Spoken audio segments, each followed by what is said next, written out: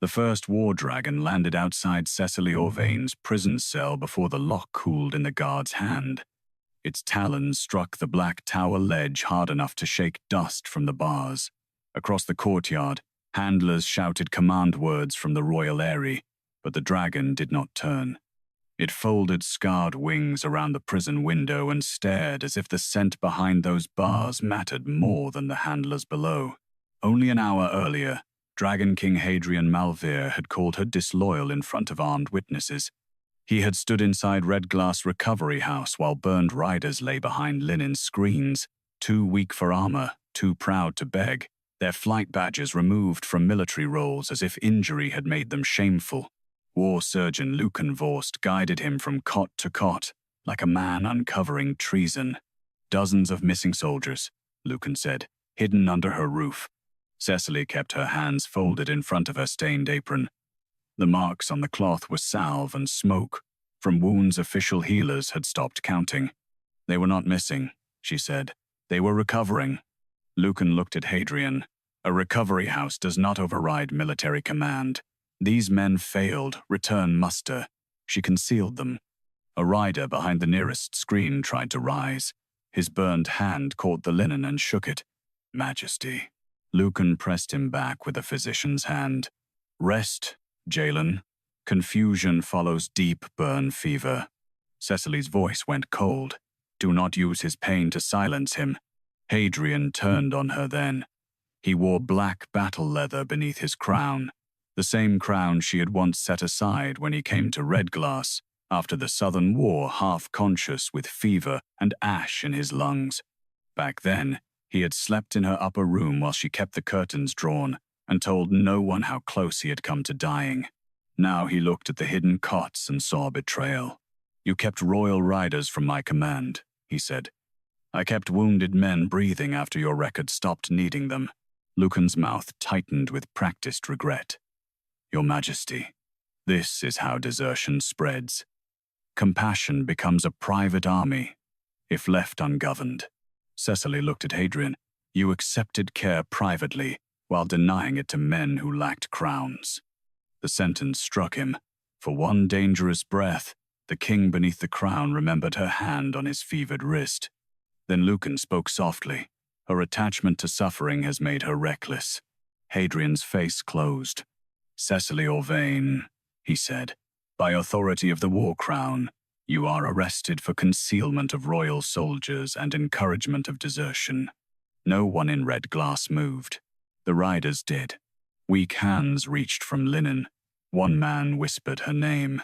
Another tried to pull his blanket aside and failed. Cecily did not reach for them because guards would call it resistance. Do not stand, she told them. Save breath for testimony. Lucan smiled sadly. There will be no testimony from fevered deserters. Cecily looked at Hadrian. Listen to them before you chain me. He looked toward the cots, then toward Lucan. That was his mistake. Take her, Hadrian ordered. They bound her wrists with silver cord because Redglass had housed dragon riders, and silver made officials feel safer around people they did not understand. She walked out, while every hidden rider watched from behind screens. Not one lowered his eyes. At the prison tower, Lucan stood beside Hadrian as guards shut her inside. She has influence over them, Lucan said. If allowed to speak tonight, she will turn wounded fear into public shame. Hadrian's eyes darkened. You hid them from me. No, she said. Lucan erased them from you. I kept them where names still answered. He flinched, but not enough.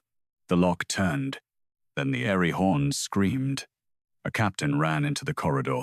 Majesty, Ironmaw has left his perch. Hadrian turned sharply. Whose dragon? The captain swallowed. Rider Jalen Voss's. Behind Lucan's calm, something flickered. The tower shook as Ironmaw landed outside Cecily's cell. He lowered his burned snout to the bars and exhaled smoke that smelled of battlefield ash and old saddle leather. A cracked rider tag still hung from the dragon's breast strap. Cecily saw the name through the smoke before Hadrian did. Jarlen Voss, active rider bond. A handler shouted from below, Ironmaw, return to Eyrie. The dragon did not move. Another handler lifted a brass command horn. Rider absent. Bond suspended. Return. Ironmaw's scarred head turned once toward the horn. Then he struck one talon against the ledge, slow and deliberate, directly beneath the cracked tag on his breast strap. Hadrian stared through the corridor arch at a war dragon refusing a suspension command, while still wearing the active rider tag of a man Lucan had called missing. For the first time since Redglass, he looked less at Cecily than at the record still hanging from a war beast no order had reached. Lucan said quietly, "A distressed beast is not a witness, Your Majesty. It may be following salve, fever, scent, or habit." Cecily did not touch the bars. "Then read the tag before you read my sentence," she said. Ironmaw exhaled again, and the smoke curled around the silver bars without entering the cell. Cecily looked at Hadrian across the ash-dark air.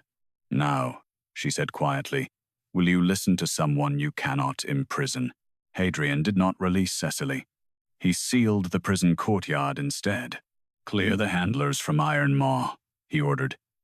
"No hooks, no calming drafts, no smoke chains. If anyone drugs that dragon before I read the records, I will treat it as tampering." Lucanvorst's face remained smooth. "Majesty, a distressed war beast outside a prison is a public danger. So is a record that commands what a dragon refuses." Cecily stood behind the silver bars with smoke curling around her wrists. Ironmaw stayed on the ledge, one talon planted beneath Jalen Voss's cracked tag. Hadrian looked at the captain. "Bring 2 records. Jalen Voss's return muster ledger and his dragon bond registry." Lucan's eyes moved once towards Cecily. "A bond registry records attachment, not obedience. A deserter may still have a dragon, Your Majesty.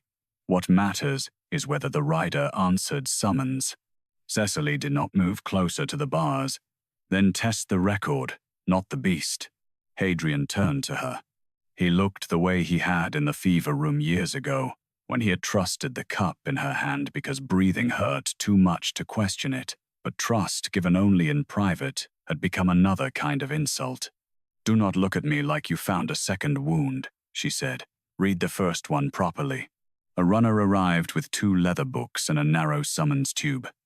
The return muster ledger bore the war surgeon's red glass seal. The dragon bond registry was older, black-scaled, kept by airy law. Hadrian opened the muster ledger first, read Jalen Voss. The military clerk swallowed. "Jalen Voss, 5th Ash Wing. Failed return muster after Southern Front withdrawal, marked absent. Bond suspended pending desertion inquiry." Ironmaw's throat rumbled. The ledge trembled. Lucan spoke gently over the sound. "The dragon reacts to names. Many bonded beasts do. That does not change absence." Hadrian opened the black-scaled registry. "Read the bond entry." The airy clerk bowed over the page. "Ironmaw, war dragon of the 5th Ash Wing. Rider, Jalen Voss. Bond status, active. Rider condition, wounded. Discharge, none. Suspension, none. Entered by airy hand." The 2 records lay open beneath the prison torchlight. They could not both be clean. Hadrian's jaw set. Why does the muster ledger suspend a bond the airy registry still holds active? Lucan folded his hands. Because medical failure and command failure do not move at the same speed. The airy may lag behind military discipline. Cecily's laugh was small and tired. The airy does not lag behind a dragon tearing at its own straps because its rider cannot stand. Hadrian looked at her wrists, still marked by silver cord. "You said Jalen could not answer." "I said he was recovering." Lucan answered before she could continue. "Recovering under unauthorized concealment. Recovering under a roof because your infirmary discharged him to absence," Cecily said. Hadrian's eyes cut to Lucan. "Was Jalen summoned?" "Yes, Majesty," Lucan said. "Properly." Cecily looked at Hadrian. "Then bring the summons," he refused. The summons tube was already in the runner's hand. No one had noticed until she named it. Hadrian took it slowly. Lucan's expression did not change. Calm men kept traps inside clean language. Read delivery, Hadrian said. The clerk unrolled the parchment. Summons to return muster. Rider Jalen Voss. Delivered to hand at Redglass Gate. Witnessed by war surgeon's clerk. Failure to present within 1 bell. Recorded as refusal. Cecily closed her eyes once. Behind her, in memory, Jalen's bandaged hands shook against linen. He had cried without sound the first time she changed the dressings. Hadrian heard her silence. Cecily. No, she said. Do not put my name where his hands should be. He looked back to the parchment. Delivery date. The clerk read it. A guard near the stair shifted. Hadrian's voice lowered. Again. 3 days after Southern Front withdrawal, Majesty. Cecily lifted her eyes. Ask Redglass intake. Lucan said softly. Recovery. House notes are not military summons records. Then let them contradict nothing, she said. Hadrian looked to the runner. Bring Redglass intake for Jalen Voss. Lucan's tone cooled. Majesty. Allowing a prisoner's private ledger to contest a war summons grants her the authority she abused. Hadrian did not look away from him. I am not granting her authority. I am checking the condition you called absence. For the first time, Lucan did not answer Cecily. He looked instead at the clerk who had witnessed the delivery. The red glass ledger arrived with a torn cloth marker, still tucked between pages. Hadrian did not hand it to Cecily. He placed it before the clerk. Read the condition recorded before the summons was marked delivered. The clerk went pale. Cecily knew before he spoke. Both hands fully bandaged. Deep burn contraction. No grip, no seal hold, no writing capacity. Fever intermittent, unable to stand without assistance. Ironmaw lowered his scarred head to the bars and let out one long breath. Hadrian stared at the summons tube in his hand. The summons existed, Cecily said. Her voice was steady because Jalen's had not been able to be. But it was marked as delivered into his hand 3 days after both of his hands were too burned to hold a seal. Hadrian laid the summons tube beside the red glass intake ledger and did not touch Cecily's cell key. That mattered. Not enough. But it mattered. Who witnessed delivery to a hand that could not close? He asked. The prison corridor went quiet except for Ironmaw's breathing beyond the bars. The war dragon remained on the tower ledge, scarred head lowered, Jalen Voss's cracked rider tag tapping softly against his breast strap. Lucan Vorst turned to the clerk. Answer carefully. A witness to delivery is not required to assess medical grip. Cecily Orvain stood behind the silver bars with her wrists still marked from binding cord. No, but he is required to know whether he saw a hand. Hadrian looked at the clerk. Name. Clerk Edrin Hale, Majesty. Did you witness Jalen Voss receive this summons? Edrin's eyes flickered toward Lucan. I witnessed delivery at Redglass Recovery House. That was not my question. Lucan stepped in gently. Majesty, delivery to Redglass custody is delivery to the patient. She accepted responsibility for him when she hid him from command. Cecily's voice stayed flat. Custody is not a hand. Hadrian looked at Edrin again. Did you see Jalen Voss? Edrin's mouth parted. Ironmaw rumbled once, low enough that dust slid from the window stones. Did you see him? Hadrian repeated. No, Majesty. A sound moved through the guards. Lucan did not flinch. The rider was marked unfit for viewing. Burn fever spreads confusion and distress. War procedure allows summons delivery to the recovery curtain when a patient is shielded. Cecily turned her face toward him. Your office marked him unfit for viewing, then claimed he refused what no one put before him.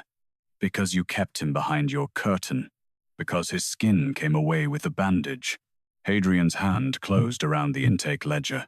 The old fever room flashed across his face. Cecily bending over him with lamp smoke in her hair, telling him not to perform strength for an empty room. Do not make his injury about your regret, she said. Ask what the witness signed. Hadrian lowered his eyes first. Good. Read the receipt mark, he ordered. Edrin unfolded the lower strip of the summons parchment. Delivery confirmed. Patient received. Mark affixed. Who marked it? Edrin hesitated. Lucan's tone cooled. Fevered riders often cannot write. A thumb mark is sufficient when witnessed. Cecily looked at the parchment. Jalen had no usable thumb. The corridor seemed to narrow. Hadrian looked to the Redglass clerk. Was either thumb uncovered on that date? The clerk checked the ledger. No, Majesty. Both hands wrapped to the wrist, fingers separated with splints, thumbs included, no pressure permitted. Lucan answered without haste. Then the mark may have been applied by proxy, under recovery custody. Cecily's eyes hardened.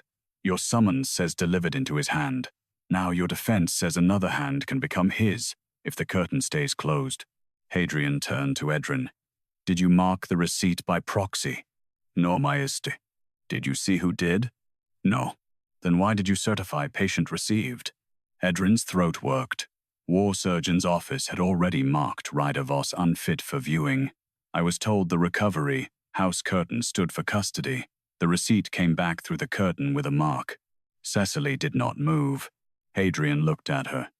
Did you send it back? No. Lucan said softly. A prisoner accused of concealment would hardly confess to controlling a document. Cecily smiled without warmth. Then test the mark, not my face. Hadrian's gaze stayed on hers one breath too long. Then he looked back at the paper. Bring lamp glass, he said. A guard brought the small magnifying pane used for seal inspection. Hadrian held it over the thumb mark.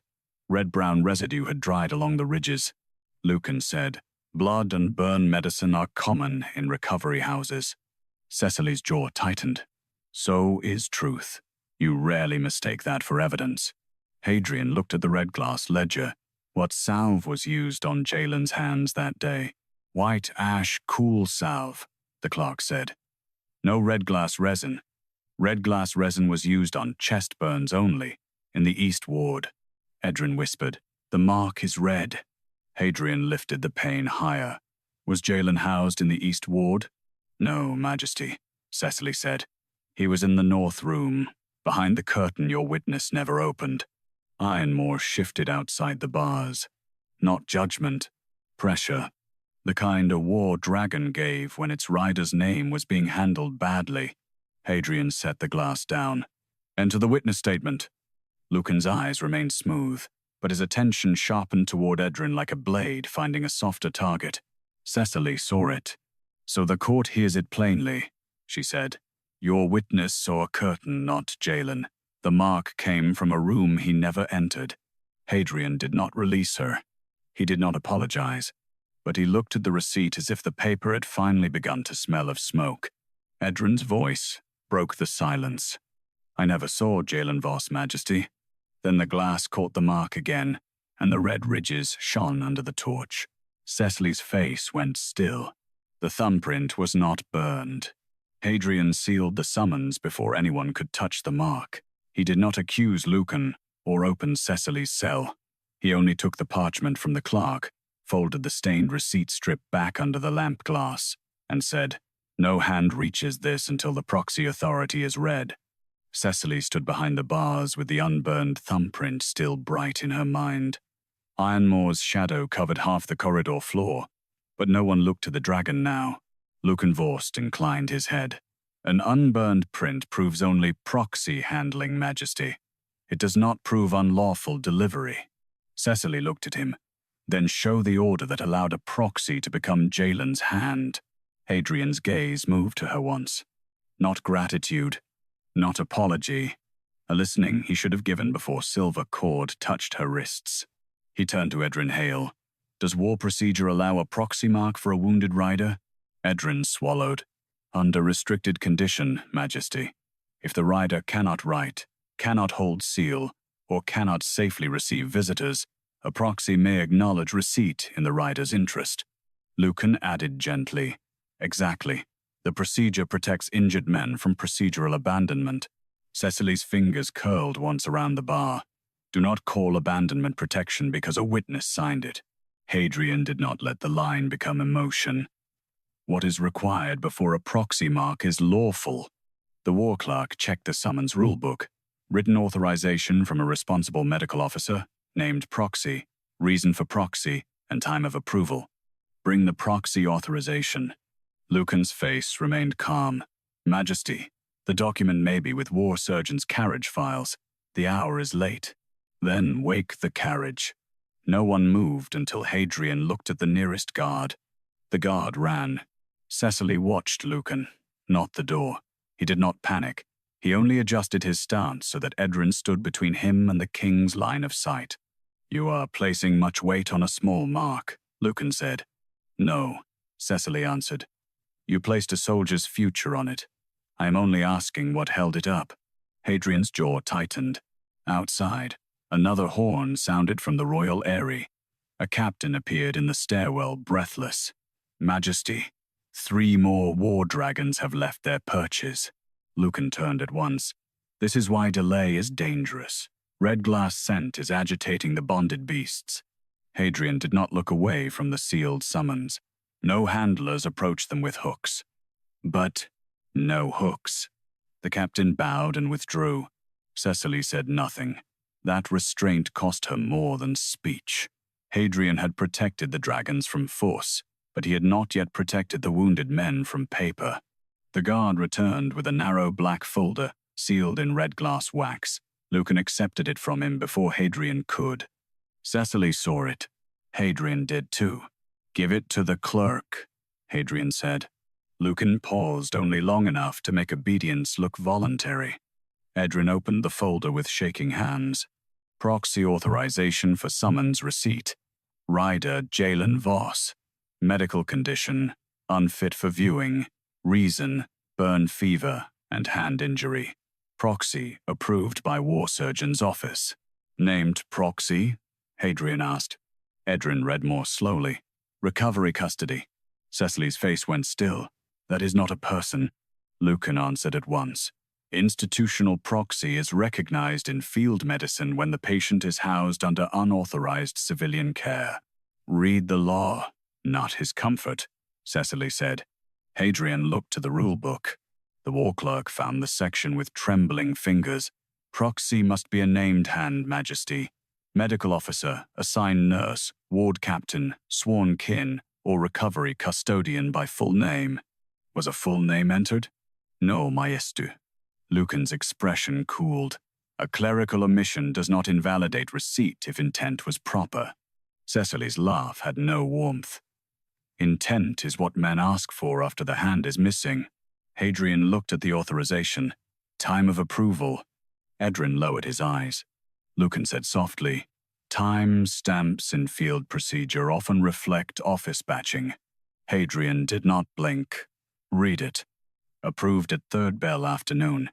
Hadrian turned to the corridor captain. "When did Edrin reach Redglass?" The captain checked the movement slate. "5th bell, Majesty." The silence struck harder than Ironmaw's talons had. Cecily did not move. She felt Jalen behind the linen again, fevered, shaking, unable to hold a spoon, while somewhere a proxy had already been prepared to become his refusal. Hadrian looked at Lucan at last. Still not accusation, but no longer trust.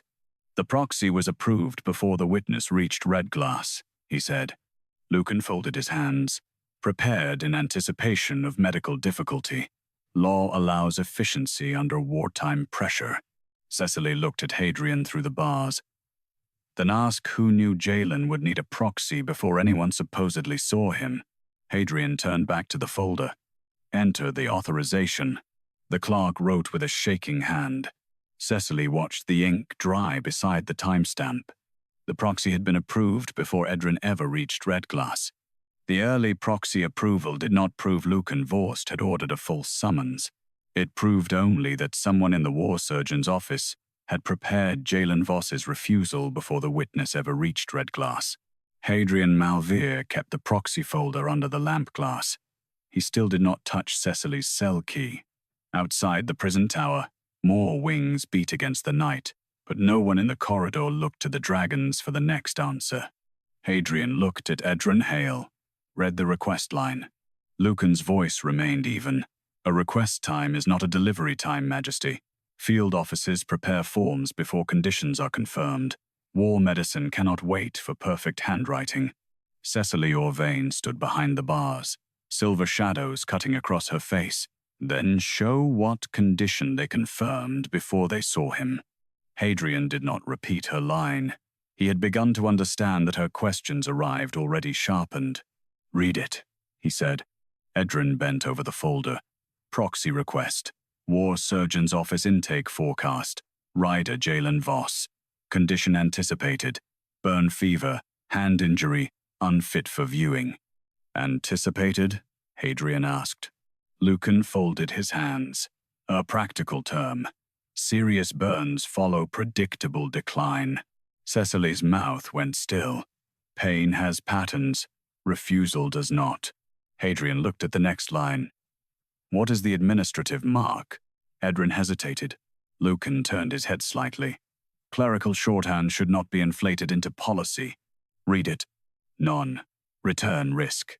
The words entered the corridor quietly and changed the air. Hadrian looked towards Cecily, and the old fever room came back between them again. The basin beside his bed, the strips of linen she had changed while he cursed weakness, and she told him survival was not shame. She saw the memory reach him. Do not remember yourself as the exception, she said. Read what they made him. Hadrian looked down. Was Jalen marked non-return before the summons delivery? Yes, Majesty. Lucan answered at once. Risk is not judgment. It flags riders likely to miss muster because of medical instability, civilian interference, or desertion tendency. Desertion tendency, Cecily repeated. She did not raise her voice. That made the words worse. Behind her, Ironmaw's talon scraped once against stone. No one turned. The dragon was not the proof now. It was only the pressure of a name refusing to be handled cleanly. Hadrian opened the next page. Who requested the proxy? Edrin swallowed. No personal name. War Surgeon's Office code. Which code? Redglass intake forecast line. Cecily's eyes hardened. Redglass intake was my door. Your office used my house as the reason to prepare his refusal. Lucan said, you made your house relevant when you withheld military patients from command. Hadrian's jaw tightened. Do not answer her. Answer the folder. Does the request say Jalen refused? No, Majesty. It says refusal likely, if not presented through proxy. Before Edrin arrived. Yes. Cecily closed one hand around the bar, then released it. They did not wait for him to fail. They wrote a way for his failure to arrive on time. The corridor fell silent. Lucan's expression did not break. Majesty, this is precisely why civilian recovery houses are dangerous. They generate emotional narratives from ordinary administrative precautions. Hadrian looked at him. Then ordinary precautions will not mind being sealed. Lucan's eyes cooled. Sealed? Every war surgeon's carriage file in this courtyard, every summons tube, every proxy folder. No rider record leaves this tower until I finish reading what was prepared before delivery. That interrupts active medical command. It interrupts paper moving faster than wounded men. For the first time that night, the order cost him something. Guards looked at their king as if he had set a blade against his own war machine. Cecily did not thank him. If he wanted gratitude for slowing harm after authorizing it, he had come to the wrong cell. Edrin turned another page without being asked, then stopped so hard the paper bent. Hadrian saw it. What is attached? A routing sheet, Majesty. Lucan's hand moved a fraction toward the folder, then stilled. Cecily saw the movement. So did Hadrian. Read the heading, Hadrian said. Edrin's voice thinned. Non-return risk list. Redglass Recovery House. The prison torches hissed. How many names? Hadrian asked. Edrin counted once, then again, as if the number might change if fear touched it differently. 13 riders, Majesty, Jalen Voss, and 12 others. Cecily's face went pale, but her voice did not. Were their summonses prepared too? Edrin looked at the attached columns. Lucan said softly, do not speculate beyond the page. Hadrian's eyes stayed on the clerk. Read what the page says. Edrin whispered, proxy review pending for all listed riders. Outside, another war dragon landed in the courtyard with a sound like iron grief. Cecily did not look away from Hadrian. "Now," she said, "ask why one house full of wounded men was already being sorted for non-return before anyone listened to a single rider." Hadrian looked down at the routing sheet. There were 12 names under Jalen's. The 12 names under Jalen's did not prove Lucan Vorst had erased wounded riders. It proved only that Redglass Recovery House had been sorted for non-return before any rider had been allowed to speak. Hadrian Malvere kept the routing sheet under the lamp glass. Outside the prison tower, wing beats thickened the night, one war dragon after another settling into the courtyard stones. No handler shouted now. No one wanted to test a command while 12 more names waited on the page. Hadrian looked at the war clerk. "What does non-return risk do to a rider's record?" Lucan Vorst answered before Edrin could. "It prevents false claims from becoming permanent obligations. During war withdrawal, some men disappear. The crown cannot pay care, pension, and dragon ration for every absence until status is confirmed." Cecily Orvain stood behind the bars. "Read care before suspicion." Hadrian did not look at her key. He looked at the page. "Read the effect." Edrin swallowed. "A non-return risk mark holds wound pay, freezes family compensation, suspends public honor listing, and permits temporary removal from active treatment roles pending return inquiry." "Temporary," Lucan said. "The word matters."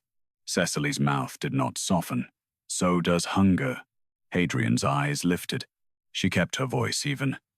"A rider whose pay is held cannot buy medicine. A family whose compensation is frozen cannot buy coal.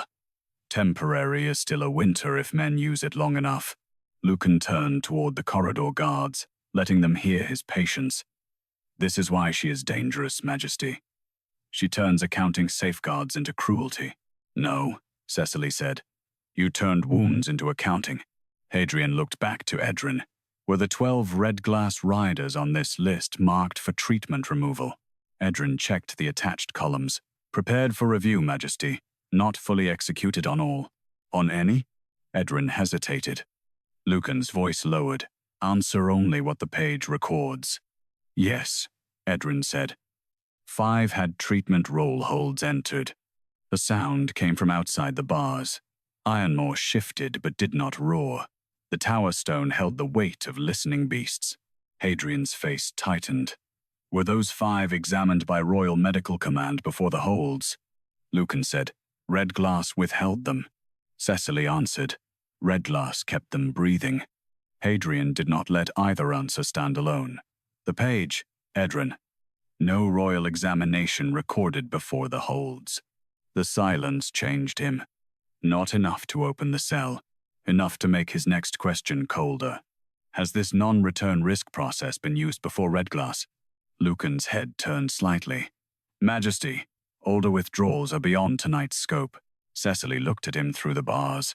"It was never beyond mine." Hadrian heard something in her voice and turned. "What do you know?" She rested one hand on the cold silver bar. "Search Maura Orvain."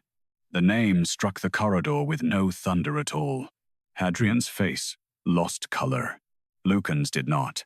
"Her brother's death is personal grief," Lucan said softly. "It should not be admitted into current procedure."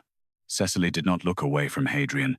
"You remember Marek as a rider in your victory count. I remember the man who came home with lungs full of smoke and a file that said he had not come home at all." Hadrian spoke to Edrin. "Bring the archive registry." Lucan stepped forward.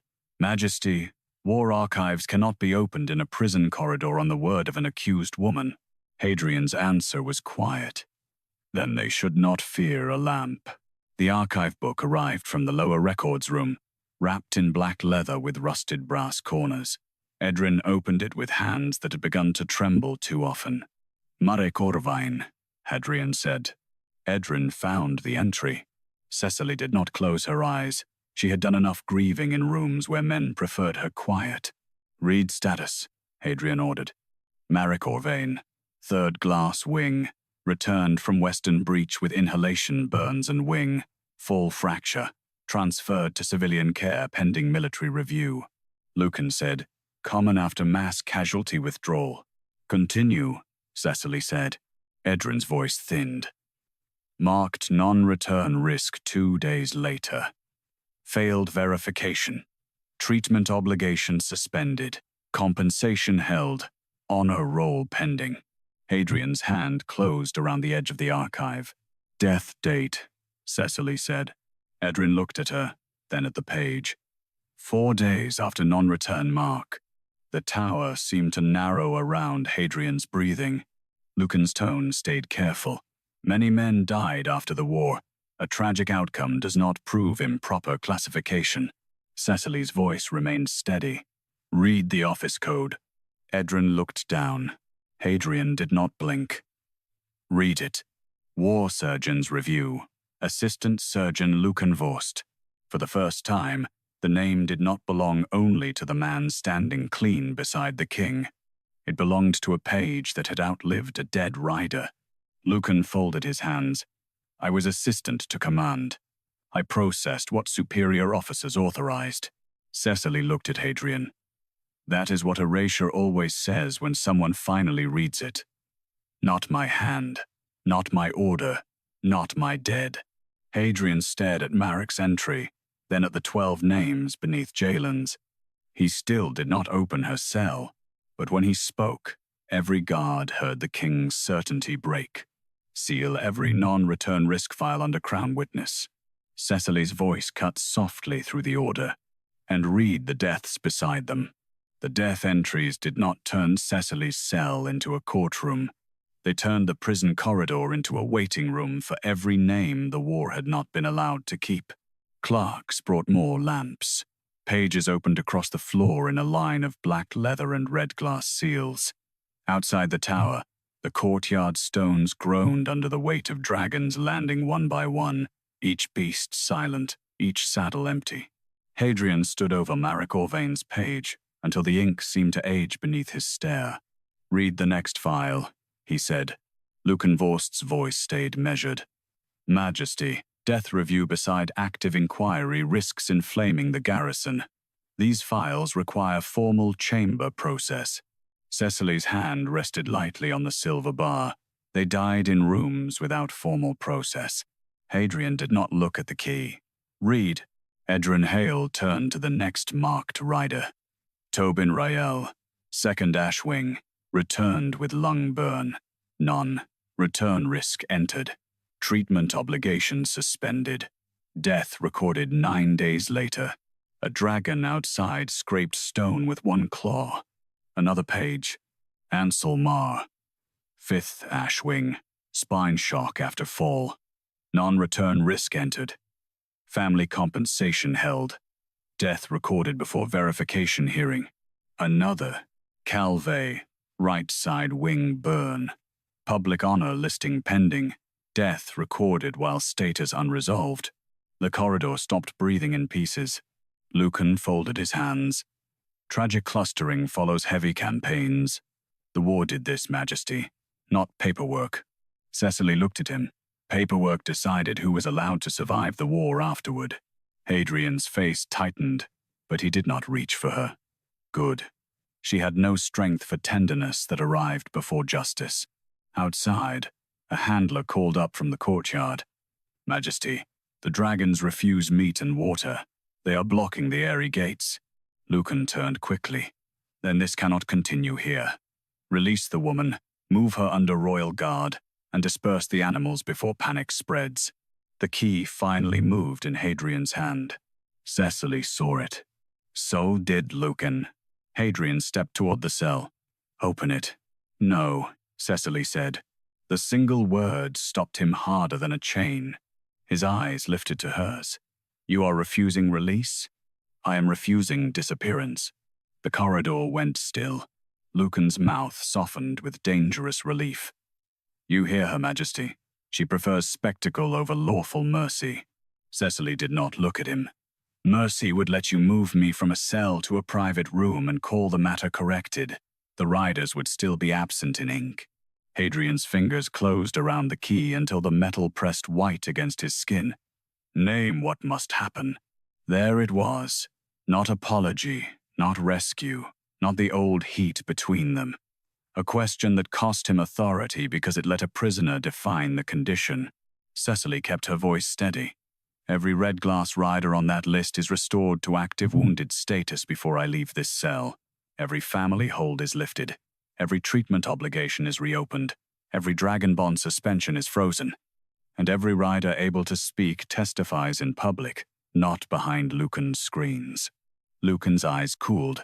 A prisoner cannot dictate military restoration. A prisoner did not erase them. Hadrian turned toward the clerks. Can temporary restoration be entered pending full inquiry? The war clerk hesitated. Under Crown emergency witness, yes, Majesty. If the king accepts liability for improper suspension, Lucan said, that would imply fault before judgment. Hadrian looked at Cecily. She did not save him from the answer. Yes, he said, it would. The word moved through the guards like a blade being drawn. Lucan spoke lower. You will damage the victory rolls. Then the victory rolls were too fragile, Cecily said. Hadrian looked back to the files. Enter temporary restoration for the 13 Redglass riders named on the non-return risk list. Majesty, Lucan warned. Hadrian's voice hardened. Do not make me choose twice tonight between your caution and their breathing. For the first time, Lucan went quiet by choice. Edrin began writing. One name, then another.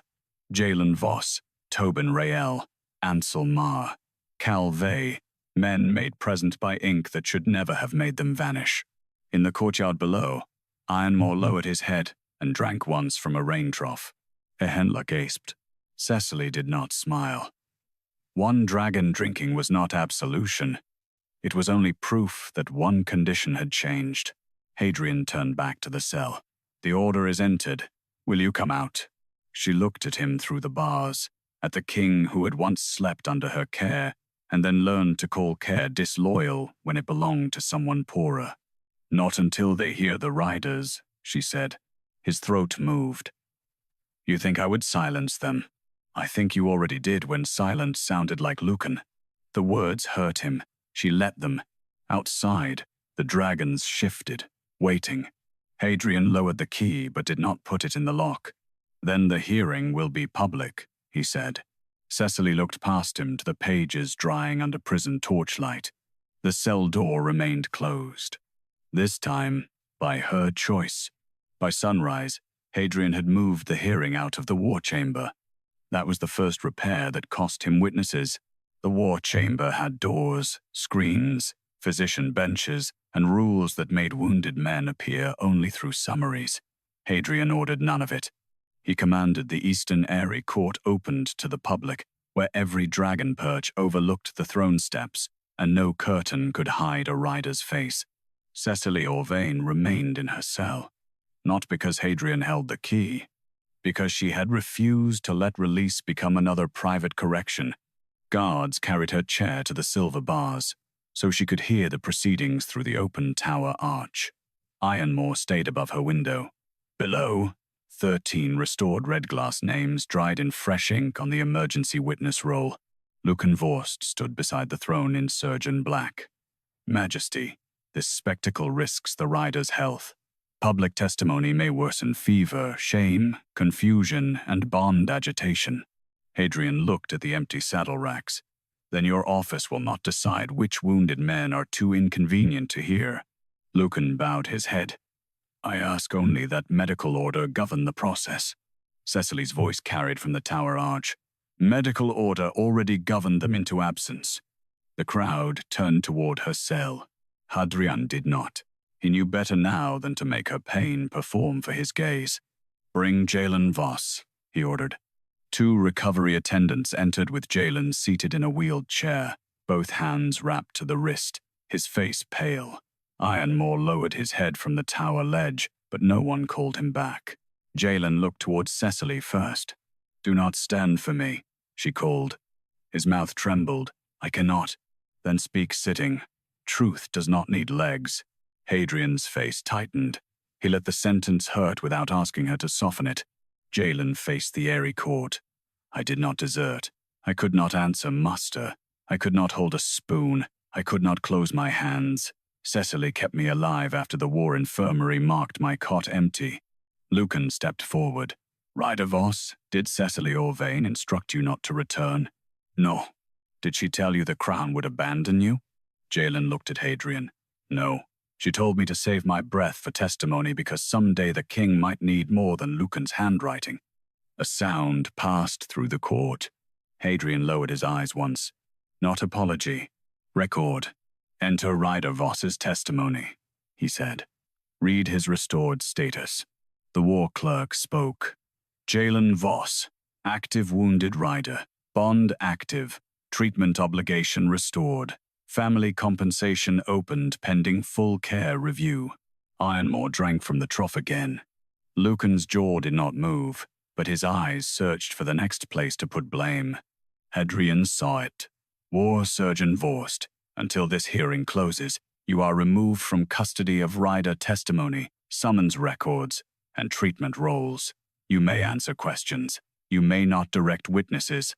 A murmur struck the court harder than any shout. Lucan looked at him. That implies distrust of medical command. It acknowledges that medical command was used to silence men before I heard them. Cecily closed her eyes behind the bars. Hadrian heard the small movement of chain against stone and did not turn it into tenderness. Another rider was brought forward. Tobin Rael, lungs scarred, voice broken into breaths. Then Ansel Mar, unable to feel one leg. Then Calvé, whose wife stood in the crowd with a compensation notice clenched so tightly it tore. Each man spoke from a chair. Each one had been called absent before he could stand. Each one had a dragon waiting outside the airy gate. Lucan kept his calm until the fourth testimony, when Calvé's wife lifted the torn notice and said, They told me no widow pay could issue because my husband had not returned. Cal looked at her, stricken. I was 3 streets away. Cecily's hand gripped the cell bar. Hadrian stood. Every voice went quiet. I accepted victory rolls that made wounded men vanish because their survival was expensive, he said. I called Cecily Orvain disloyal because she kept what my records discarded. I will not ask her release as proof that I have repaired this. He turned toward the clerks. Open the Royal Treasury Care Fund. Every Redglass rider receives back pay from the day of withdrawal. Every family hold lifts today. Every death under non-return risk is read publicly before sunset. Lucan's face remained composed. You are admitting liability beyond the evidence. Hadrian looked at him. I am admitting responsibility before someone else pays for my caution. The crowd did not cheer. The silence was better. It had weight. Cecily looked at the man she had kept alive in a dark upper room and said nothing. He had finally begun to spend power where his regret stood. A clerk hurried up the throne steps with an evidence tray.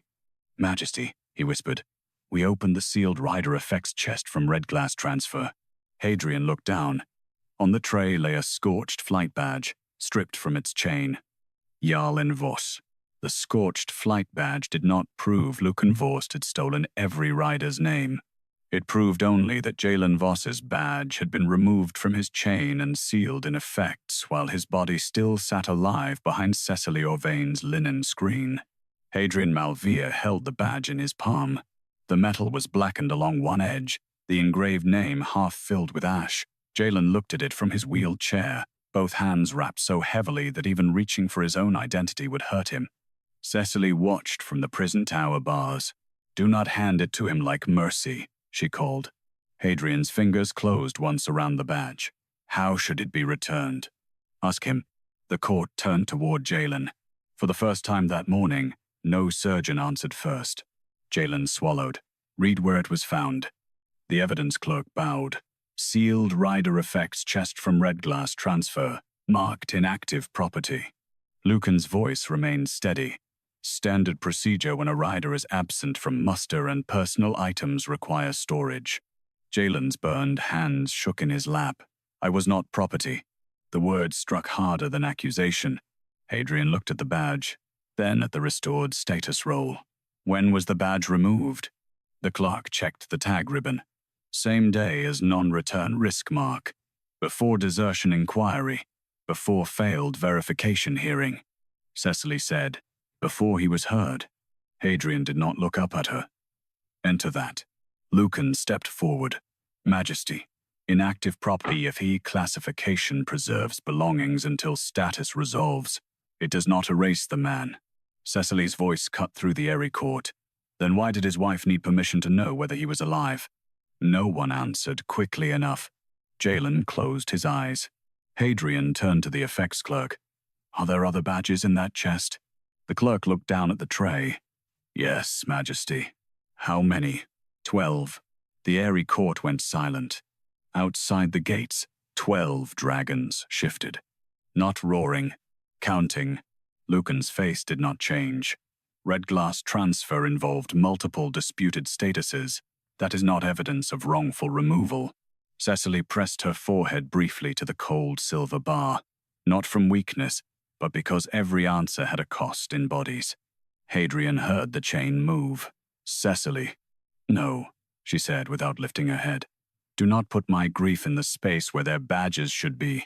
He turned away from her and faced the clerk. Correctly. Bring the chest. The sealed rider effects chest was carried up the throne steps by 2 guards. Its iron corners were dented from travel. Its label read inactive transfer property. No names on the outside. Just a category large enough to hide men.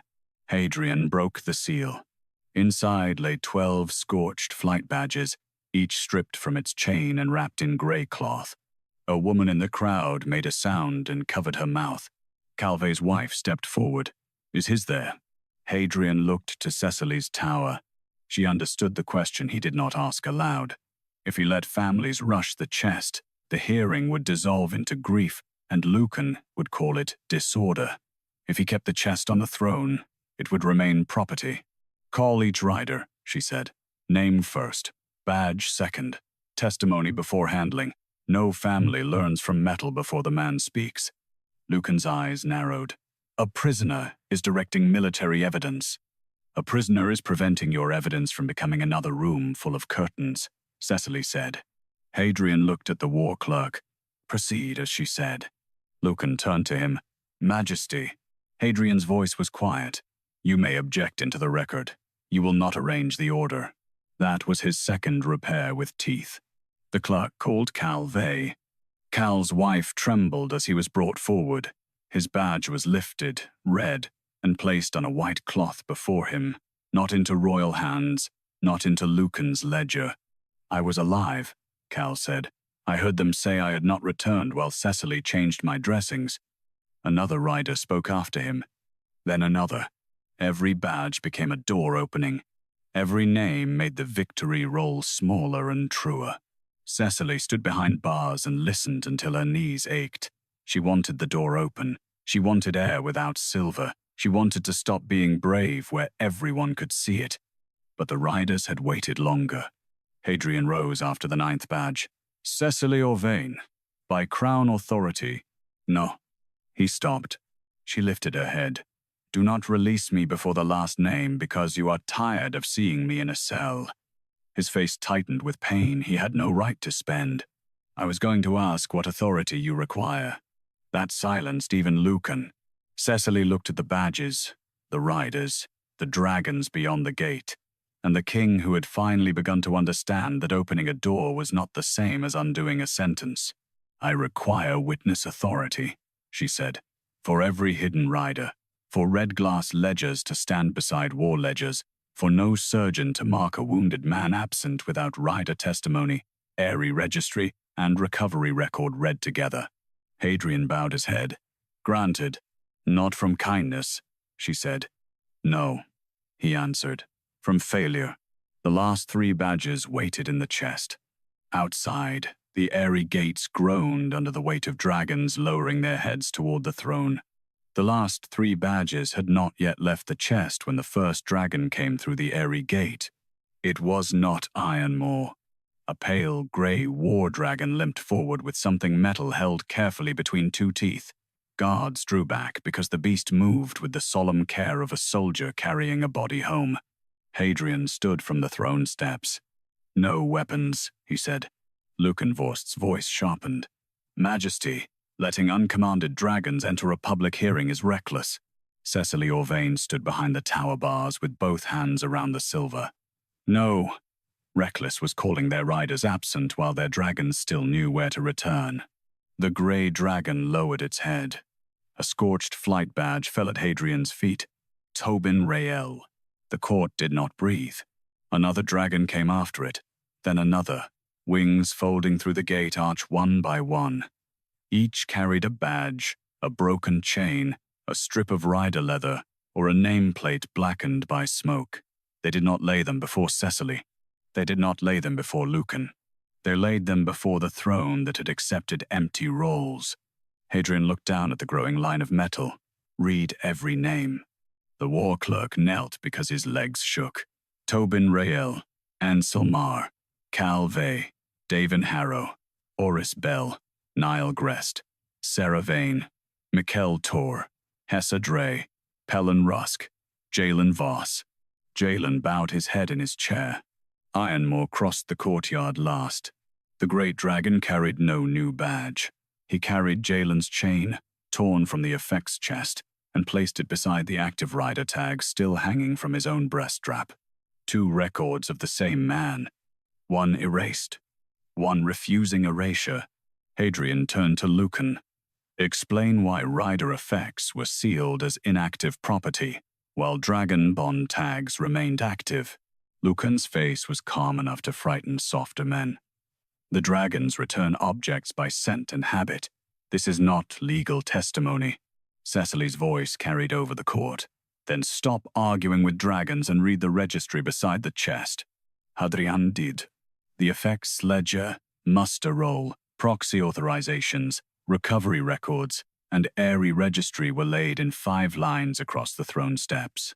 For the first time, war paperwork had to stand where wounded men could see it. The pattern showed itself. Non-return risk, proxy review, inactive property, treatment hold, family compensation frozen, dragon bond still active. Again, again, again. Hadrian's face changed as each name aligned. It was not shock now. Shock was too easy. This was knowledge arriving too late to pretend it was surprise. Who approved the sequence? He asked. Edrin Hale whispered. War Surgeon's Review. Lucan folded his hands. Review was a system, Majesty. No single officer owns wartime necessity. Hadrian looked at the oldest archive file. Marek Orvain. Assistant Surgeon Lucan Vorst. Cecily did not close her eyes. Lucan turned toward the crowd. Her brother's case was years ago, before I held command. Grief has led her to connect unrelated hardships. Cecily's voice did not rise. My grief kept the receipts you thought dead men would not need. She nodded to the Redglass attendant. A narrow wooden box was brought from the recovery house, sealed not with crown wax, but with plain linen knots. Inside were copies of intake pages, death notices, returned badge tags, and letters families had never received. Hadrian looked at her through the bars. You kept duplicates. I kept names, she said. Duplicates are what records become when power calls the originals inconvenient. Lucan's eyes cooled. Civilian copies cannot convict a war surgeon. No, Hadrian said, but crown records matching them can. He faced the court. I called Cecily Orvain disloyal before I heard the riders she protected. I let victory rolls matter more than burned men. I accepted care from her in private and denied it to those without crowns. That failure is mine. No one moved. He removed the war crown signet from his hand and set it beside the badges. Lucan Vorst is stripped of war surgeon authority pending charge for unlawful non-return classification, proxy misuse, treatment denial, and concealment of rider status. The non-return process is suspended. Redglass records will stand beside war ledgers in every injury review.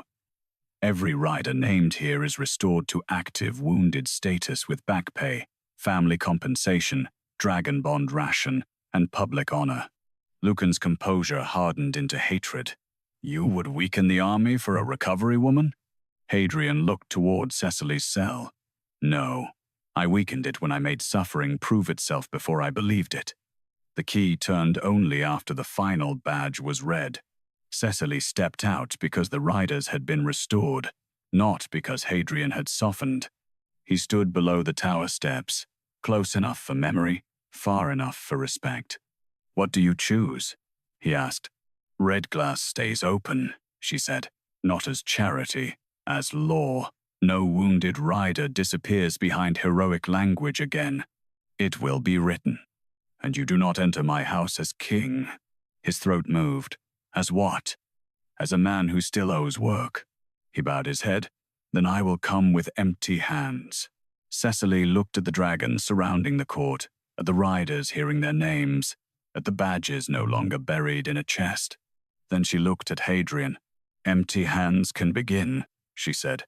Not forgiveness, but a door no longer locked from the outside.